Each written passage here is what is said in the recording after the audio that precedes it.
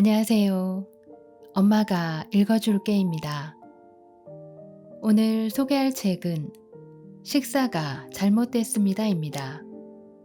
지은이 마키타 젠지, 옮기니 전선영, 펴낸 곳 더난 출판입니다.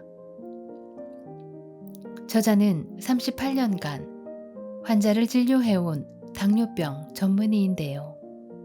그가 제시하는 식사법은 수많은 환자들을 치료하면서 얻은 경험을 바탕으로 한 결과물입니다.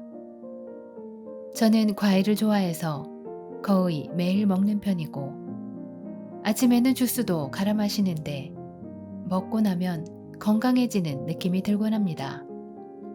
그런데 이 주스는 고혈당 상태가 되어 좋지 않다는 말에 놀랐는데요. 지금껏 알고 있던 건강 상식이 오류투성이라는 걸 알게 되었습니다. 이 책은 우리가 취해야 할 가장 바람직한 식사를 최신의 과학적 근거를 바탕으로 설명합니다. 1장에서는 최신 의학 자료를 바탕으로 정리한 의학적으로 올바른 식사법 20가지를 공개합니다. 2장부터 5장까지는 비만, 노화, 질병이 발생하는 메커니즘을 설명하면서 혈당치를 조절할 수 있는 식사법을 소개합니다. 6장에서는 세계 장수마을에 관한 문헌을 바탕으로 통계 자료가 실증하는 장수하는 사람들의 10가지 생활 규칙을 살펴봅니다.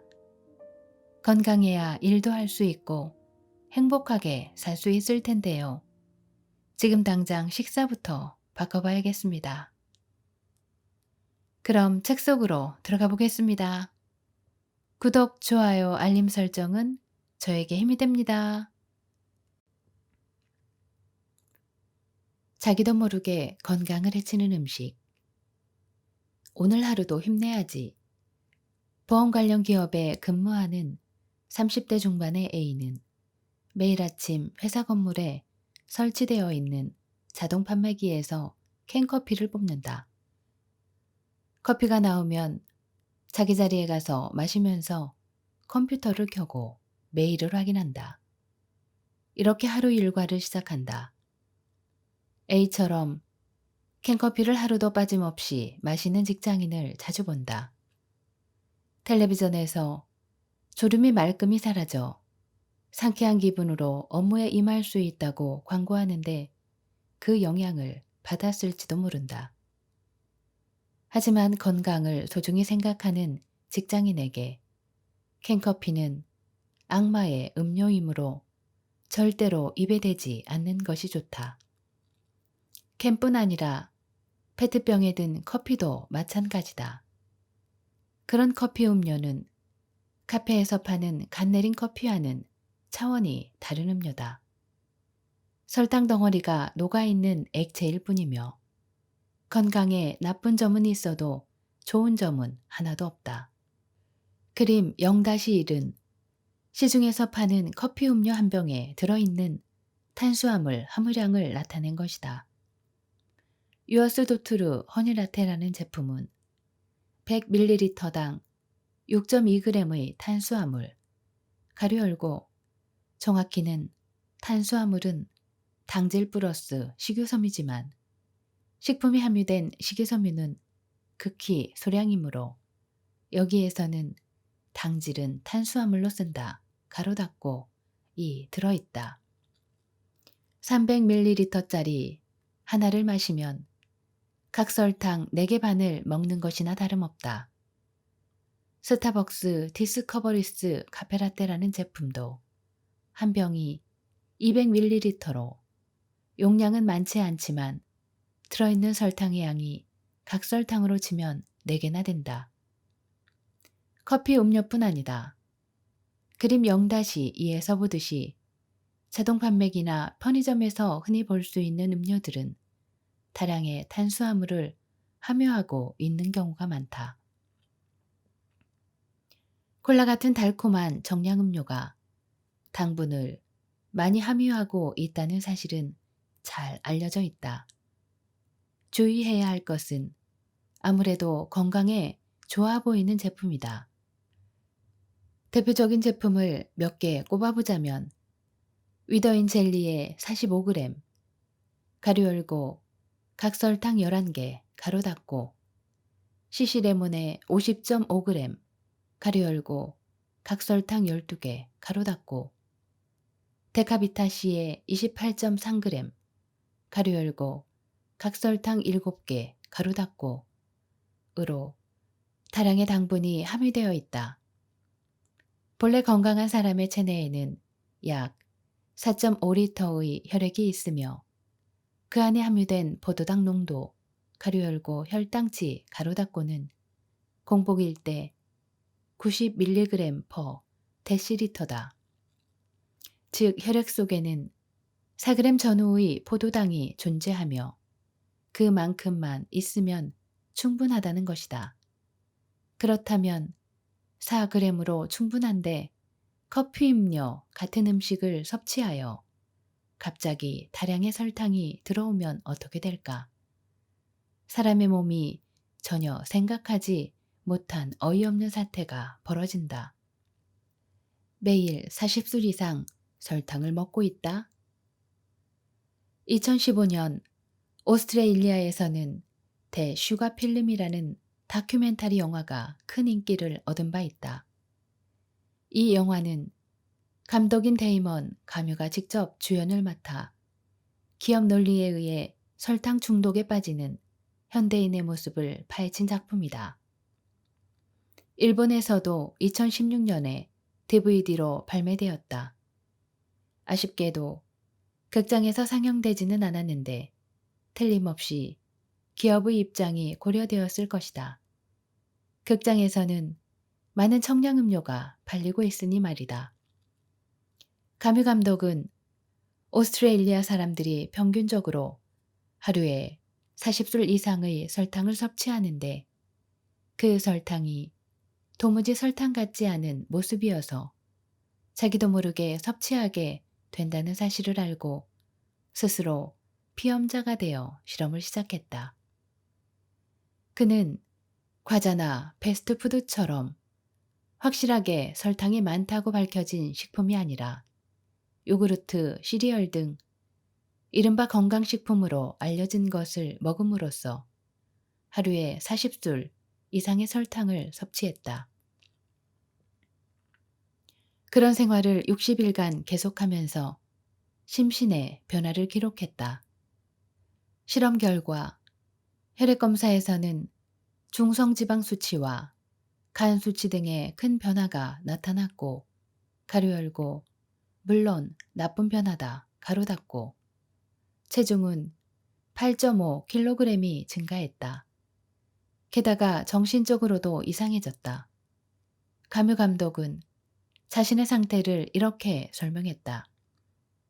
아침에 눈을 뜨면 몸이 몹시 나른하고 설탕이 당긴다. 설탕을 섭취하면 뇌가 맛있다고 느낀다. 행복감이 느껴지고 45분쯤 기분이 들뜬다. 아이 같아지기도 한다. 그 후 다시 몸이 나른해져 집중력이 떨어지고 초조해진다. 다시 설탕이 맹렬하게 먹고 싶어진다. 그야말로 설탕 중독 그 자체다. 식품회사가 숨기는 불편한 진실. 계속해서 가뮤 감독은 미국으로 건너가 사람들을 설탕 중독에 빠뜨림으로써 실적을 올리는 기업의 실태를 고발한다. 미국의 한 10대 소년은 설탕이 듬뿍 들어있는 정량음료를 많이 마신 탓에 치아의 대부분이 없어졌다. 원래 청량음료는 미국에서 옥수수가 지나치게 많이 생산된 것을 계기로 만들어졌다고 한다. 남아도는 옥수수를 버리지 않으려고 시럽으로 만들어 물에 타서 먹게 함으로써 사람들에게 팔아치울 생각을 한 것이다. 당시 그들은 시럽의 양을 얼마나 넣어야 혈당치가 올라 지복점에 이르는지도 면밀히 계산했다. 다시 말해 기업의 이익을 위해 일부러 중독을 만들어낸 것이다. 국가나 지방자치단체가 세금을 많이 내는 기업을 대상으로 진지하게 규제에 나서기란 쉽지 않다.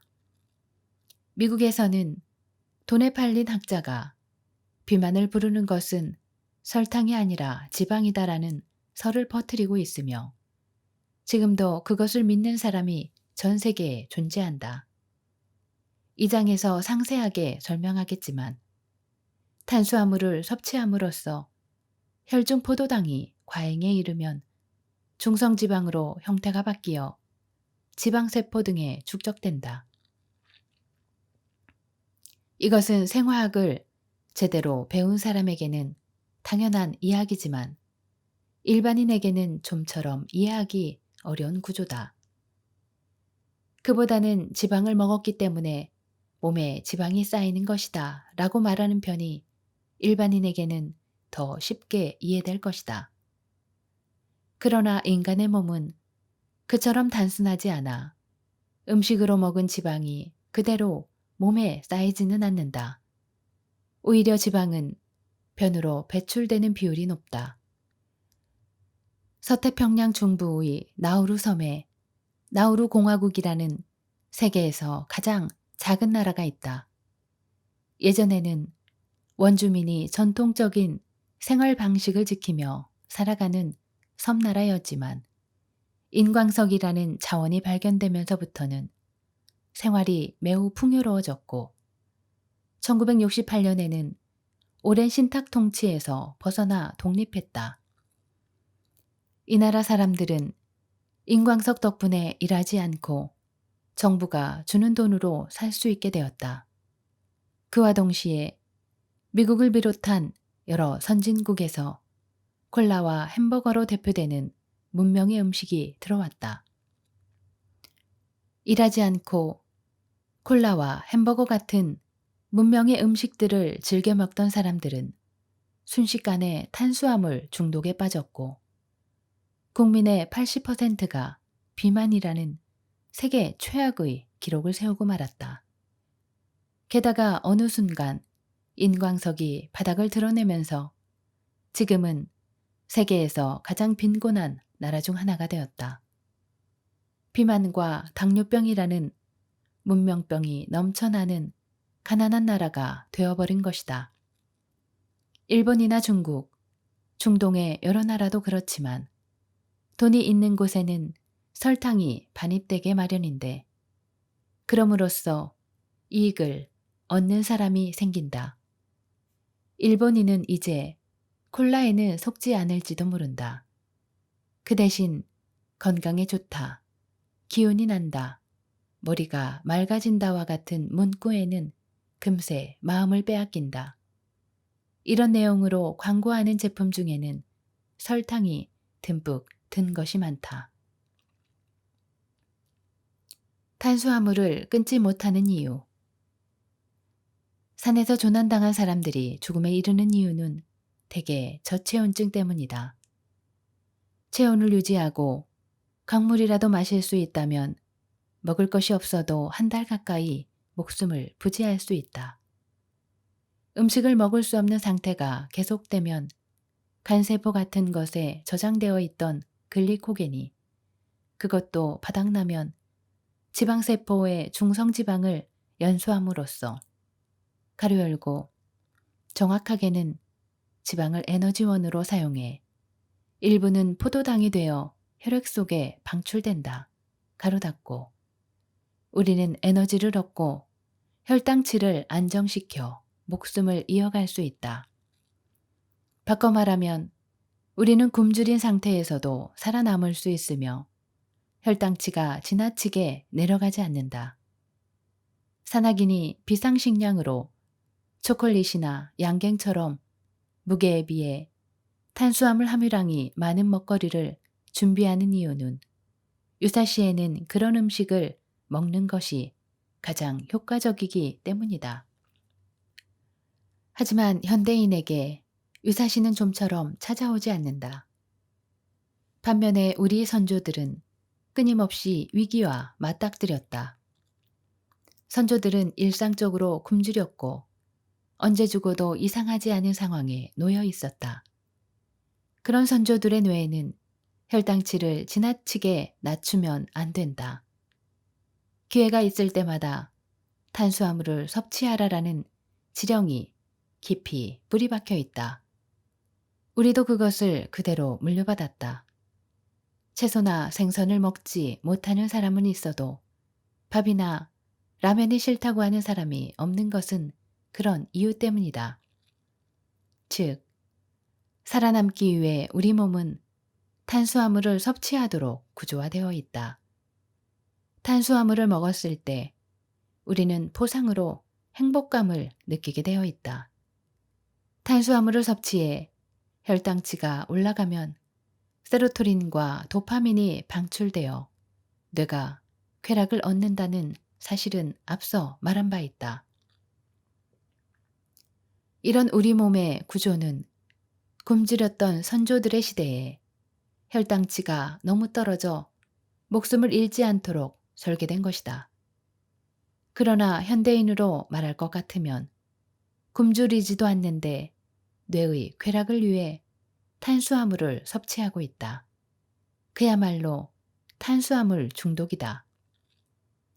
약물 중독 연구의 1인자인 노라볼코 미국 국립약물남용연구소 소장은 연구 주제를 과식이나 비만 문제까지 넓혀 약물 중독과 과식은 메커니즘이 비슷하다고 지적한다.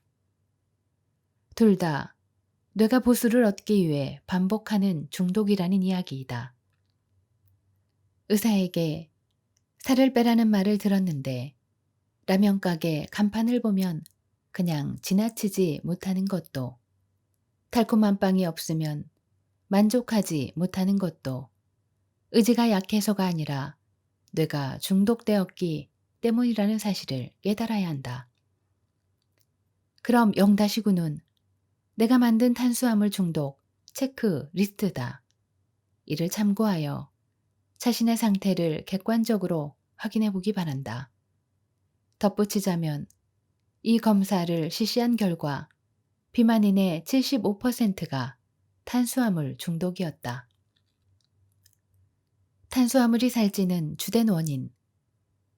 무제한으로 먹을 수 있는 스테이크와 한 그릇의 메밀국수, 의사에게 살을 빼야 한다는 주의를 들은 사람은 고기를 배부르게 먹고 싶다고 생각하면서도 점심으로 후자를 고른다. 하지만 이는 잘못된 선택이다. 메밀국수 한 그릇을 먹고 배고픔을 참아도 체중은 줄지 않는다. 한편 스테이크를 선택해 고기와 샐러드를 배부르도록 먹은 사람은 살이 찌기보다는 오히려 빠진다. 살이 찌는 주된 원인은 탄수화물이다. 기름을 듬뿍 써서 조리한 육류나 생선은 먹어도 살이 찌지 않는데 밥을 먹으면 쉽게 살이 찐다. 앞서 언급한 것처럼 밥을 많이 먹는 사람들이 단명했다는 곤도 쇼지 박사의 조사 결과도 있다. 설탕이 들어간 과자나 정량음료는 물론 밥, 빵, 면류에서 섭취하는 탄수화물을 어떻게 줄일 것인가? 이것이야말로 비만과 온갖 질병을 막기 위한 핵심 과제다. 칼로리와 비만은 무관하다. 흔히 비만의 기미가 보이는 사람에게는 칼로리를 제한하라고 한다. 하지만 식사량을 줄이며 칼로리를 제한하더라도 허기에 시달릴 뿐 큰 효과를 기대하기 어렵다. 비만은 혈당치가 올라감으로써 일어나는 현상이며 혈당치를 올리는 탄수화물을 삼가면 자연스럽게 살이 빠진다. 이것이 비만의 진실이다. 이른바 칼로리설을 주장하는 영양사는 소비 칼로리보다 섭취 칼로리를 줄이면 살이 빠진다고 하지만 우리 몸은 그렇게 단순하지 않다. 만약 그것이 진실이라면 애주가는 모두 뚱보가 되었을 것이다. 알코올은 하나같이 고칼로리니까. 매일 위스키를 반 병씩 마시는데도 마른 사람이 당신의 주변에도 있을 것이다. 반 병이면 800 칼로리는 좋게 되는데도 살이 찌지 않는 이유는 위스키에는 탄수화물이 거의 들어있지 않기 때문이다. 한편 감자를 먹으면서 맥주를 벌컥벌컥 마시는 독일인들이 살이 찌는 까닭은 감자에도 맥주에도 탄수화물이 많기 때문이다. 다시 말해 다이어트에 칼로리를 덜 먹이는 것은 터무니없는 난센스다. 과일도 많이 먹으면 살찐다. 과일을 건강에 매우 좋은 음식이라 생각하는 사람이 많다. 특히 남성 가운데 과일을 채소와 같은 위치에 두는 사람이 많은데 이런 인식을 바꿔야 할 때다. 과일에는 확실히 비타민과 미네랄이 풍부하게 들어있지만 한편으로 탄수화물 덩어리라고도 할 수 있다. 특히 일본의 과일은 당도가 높게 계량되어 있다. 과일에 함유된 것은 포도당이 아니라 과당이다. 여기에 초점을 맞추고 과당이므로 살이 찌지 않는다라는 영문모를 논리를 펼치는 사람도 있으니 난처한 일이다. 확실히 밝혀두는데 과당이기에 과일은 더욱 살이 찌기 쉽다. 그것은 생화학을 배운 사람이 보면 너무나 명백한 사실이다.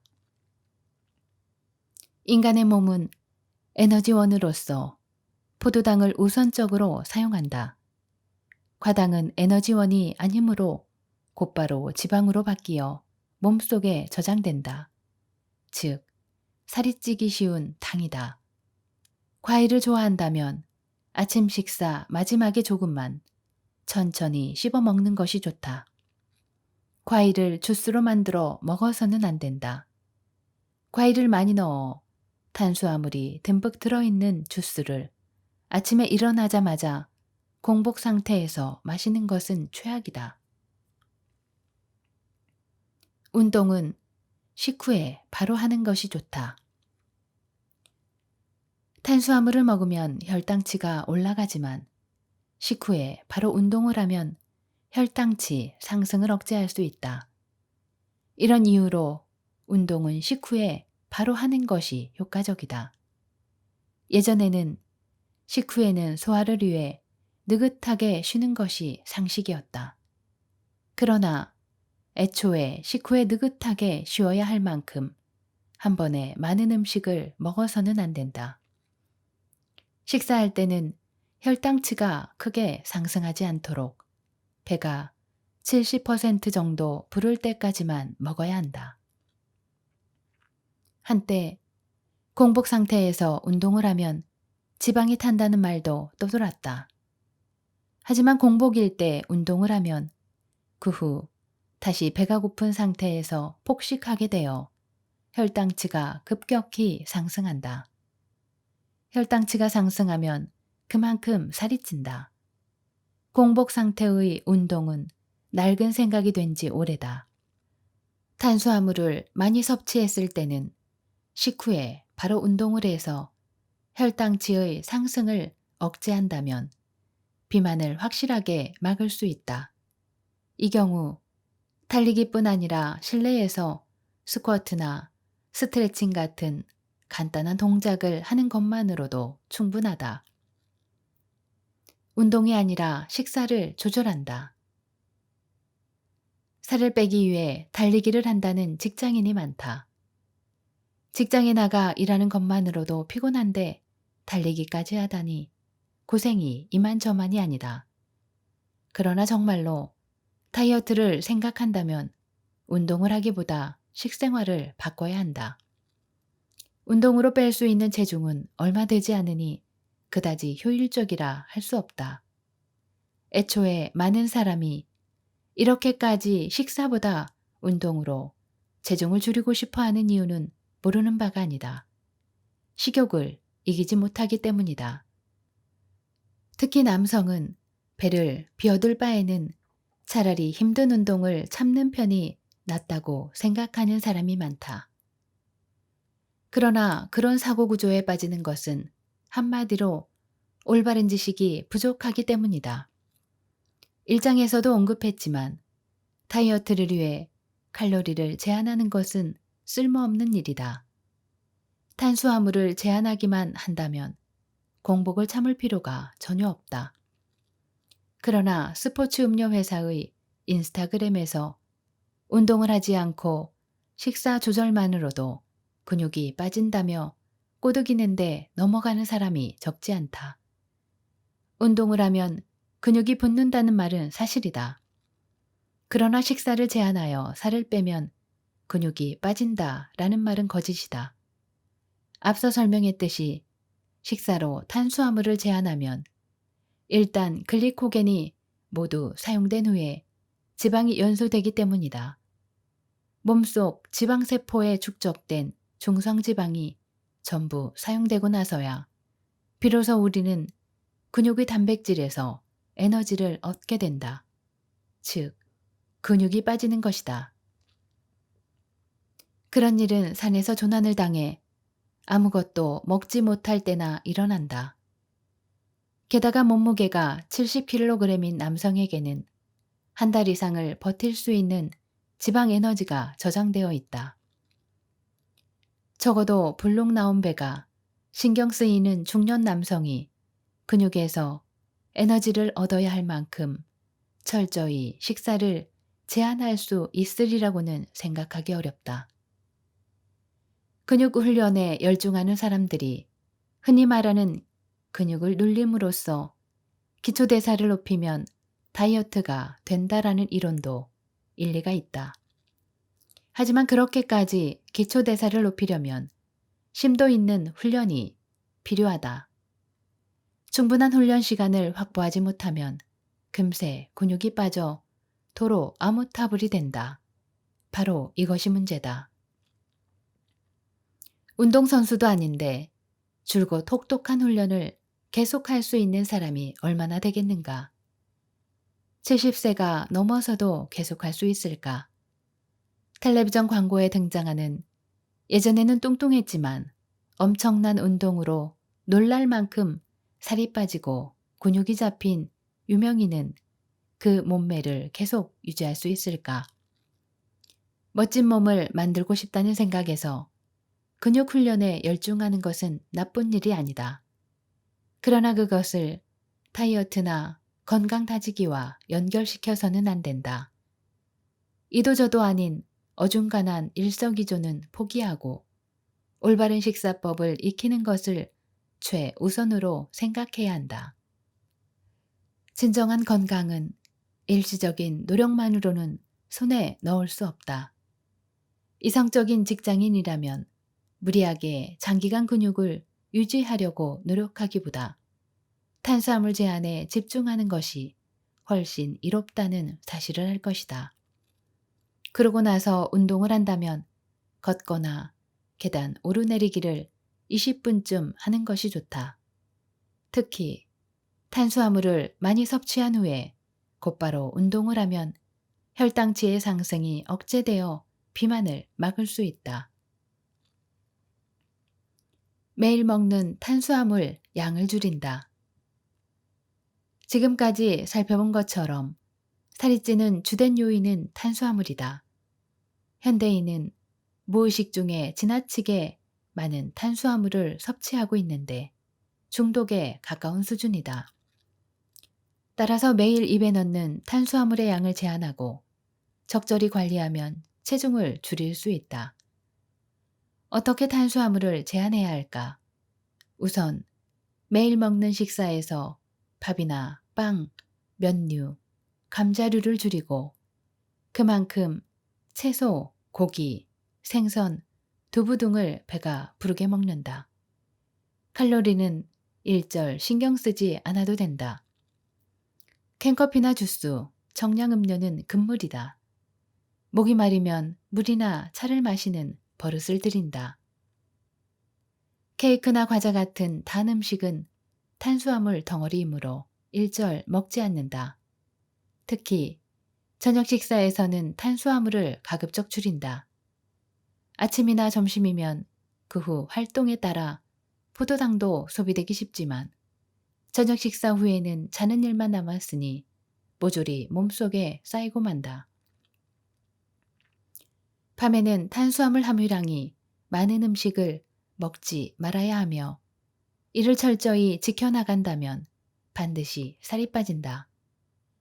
도저히 탄수화물을 먹지 않고는 못 배기겠다 싶을 때는 먹고 나서 바로 걷기 등의 운동을 하면 살이 찌지 않는다. 확실하게 체중을 줄이려면 탄수화물 섭취량을 하루 60g 이하로 낮추는 것이 이상적이다. 체중을 유지하려면 탄수화물 섭취량을 남성이 1일 120g, 여성이 110g 이하로 낮추는 것을 기준으로 삼으면 좋다. 어떤 음식에 어느 정도의 탄수화물이 포함되어 있을까? 대표적인 음식의 탄수화물 함유량은 그림 2-3과 같다. 우동 한 사리에 53g, 각설탕 13개 분량의 탄수화물이 들어있다. 메밀도 빼놓을 수 없다. 현미도 탄수화물의 양을 보면 백미와 그다지 차이가 없다. 채소 중에는 감자류 같은 뿌리 채소에 탄수화물이 많이 들어있다. 감자 샐러드를 먹고 채소를 먹었다고 만족하면 안 된다는 이야기이다. 콘플레이크 같은 시리얼 종류도 건강한 음식이라는 이미지가 있지만 탄수화물 덩어리다. 다시 말해 주식으로 지급하는 온갖 음식에 탄수화물이 많다. 점심시간에 메밀국수 2그릇을 가뿐히 먹었다면 그야말로 최악이다. 살을 빼고 싶다면 반찬을 중심으로 식생활을 바꿔야 한다. 일본인뿐 아니라 요즘에는 서구인에게도 인기 만점인 초밥은 꽤나 성가신 음식이다. 크기는 작아도 밥에 양이 많고 초밥용 밥에는 식초의 산미를 중화하기 위해 설탕도 넣기 때문이다. 초밥은 자주 많이 먹기보다 특별한 일이 있을 때를 대비해 아껴두자. 과일은 주스로 갈아 먹으면 살찐다. 과일은 그대로 먹는 것이 가장 좋으며 즙을 짜거나 주스로 갈아 먹는 것은 좋지 않다. 건강을 위해 매일 아침 신선한 주스를 마시는 습관은 지금 당장 버려야 한다. 고급 호텔에서 내놓을 법한 비싼 생과일 주스는 달콤한 과일을 듬뿍 넣어 만든다. 이를테면 오렌지 주스 한 잔을 만드는데 6개에서 8개의 오렌지를 사용한다. 오렌지는 직접 껍질을 까면서 천천히 먹으면 한 개로 충분할 수 있는데 주스로 갈아 먹는 바람에 결과적으로 불필요한 당분을 지나치게 많이 섭취하는 것이다. 게다가 주스를 만드는 기계로 짜면 아까운 식이섬유가 모조리 사라져버린다. 좋은 부분은 없애고 나쁜 부분만 남기기 위해 굳이 시간을 투자할 필요는 없다. 출출하면 견과류를 먹는다. 직장인이 저녁을 먹을 때쯤이면 대개 밤 8시 가까운 시간이다. 점심을 먹고 나서 시간이 한참 지난 탓에 공복이 덮친다. 지금까지 말했듯이 공복 상태에서 걸신 들린 듯이 먹기보다 조금씩 자주 먹을 때 혈당치가 덜 올라간다. 그러므로 저녁을 먹기 전까지 마냥 배를 골리지 말고 무언가를 먹어두자. 주먹밥이나 샌드위치, 과자 같은 음식은 탄수화물 덩어리이므로 피해야 한다. 출출하다 싶으면 신석기인을 본받아 견과류를 먹자. 혈당치를 올리지 않고 비타민, 미네랄, 단백질 등 이상적인 영양소를 공급할 수 있다. 아예 책상 서랍에 양질의 견과류를 상비해 두는 것도 좋다. 견과류를 고를 때는 생산지를 확인하고 곰팡이나 첨가물, 염분, 유무도 따져보자. 견과류 외에 치즈나 생선, 통조림도 권장할 만하다. 최악은 달콤한 음료와 과자다. 이런 음식은 철저하게 멀리해야 한다. 신석기인의 식단으로 돌아간다. 신석기 시대와 비교하면 우리의 수명은 비약적으로 늘어났다. 그렇다고 지금 우리가 신석기인보다 생명력이 더 강하다고 할 수는 없다. 우리가 장수하게 된 것은 한마디로 의학의 진보와 영양 상태의 개선 덕분이다. 콜레라나 결핵 같은 감염증을 억제할 수 있게 되었고, 기아에 의한 질병이나 사망이 줄어든 것이 주된 이유다. 오히려 면역력은 신석기인보다 떨어졌다고 나는 생각한다. 현대인의 생활에는 면역력을 떨어뜨리는 부자연스러운 물질이 넘쳐나기 때문이다. 그런 물질의 대표적인 예가 캔커피나 청량음료 같은 설탕을 녹인 음료다. 다음으로 케이크나 빵 같은 탄수화물 덩어리를 들 수 있다. 예로부터 사람들은 단 것을 맛있는 것으로 인식하여 꽃에 있는 꿀을 핥거나 사탕수수를 씹었다. 그러나 당시에는 정제된 설탕이 없었다. 인간의 몸은 정제된 설탕의 존재를 생각하지 못했고, 우리의 면역체계 역시 그것이 대량으로 들어오리라고는 상상조차 하지 못했다. 부패를 막거나 보기 좋게 만드는 화학물질이 식품에 더해지는 것은 비교적 최근의 일이다. 곰팡이가 피지 않은 새하얀 빵 따위는 선조에게서 물려받은 면역체계가 받아들일 준비가 되어 있지 않은 먹거리다. 농약도 본래대로라면 먹거리에 들러붙을 리 없는 화학물질이다. 이처럼 우리는 건강을 지키기 위해 가장 중요한 먹거리를 두고 효과를 우선시하고 기업 논리를 앞세워 해서는 안 될 가공을 하고 말았다. 그렇다고 이런 부자연스러운 먹거리가 일으키는 해가 곧바로 나타나는 것도 아니다. 탄수화물을 너무 먹어 당뇨병이 발병하는 것은 음식을 먹고 몇 년이 지난 후의 일이고, 발암성 물질로 말미암아 암에 걸렸다 하더라도 그때 먹은 땡땡 탓이라 확실하게 증명할 수도 없다. 반면에 식중독은 금세 증상이 나타난다. 원인이 되는 음식을 먹으면 대개 몇 시간 안에 설사를 하거나 구토를 한다. 이런 신호를 보내주는 먹거리야말로 우리가 믿을 만한 것인데, 거기에다 방부제를 넣는 잘못을 저지르고 있다. 우리 몸의 면역 체계를 파괴하는 요소는 외부뿐만 아니라 내부에도 있다는 이야기다. 콩류를 많이 먹는다. 대두를 비롯한 콩류에는 양질의 식물성 단백질뿐 아니라 동맥경화를 막는다고 알려진 비타민 E가 많이 들어있다. 또 항산화 작용을 하는 폴리페놀이 풍부해 노화로부터 우리 몸을 지켜준다. 실제로 세계의 장수 지역에서는 콩류를 많이 먹는다. 특히 이탈리아 사르데니아 섬 중부의 바르바자 지역에서는 자그마한 누에콩을 일상적으로 먹고 있다. 오키나와에서는 예로부터 콩을 원료로 만든 시마도후라는 두부를 고야 참프루 가루 열고 여주를 채소, 두부 등과 볶은 오키나와 요리 가루 닫고 등의 향토 요리에 사용하고 있다. 이 시마도우를 줄곧 먹은 사람과 패스트푸드로 바꿔버린 사람 사이에 건강 상태나 수명에 차이가 나는 것으로 보인다.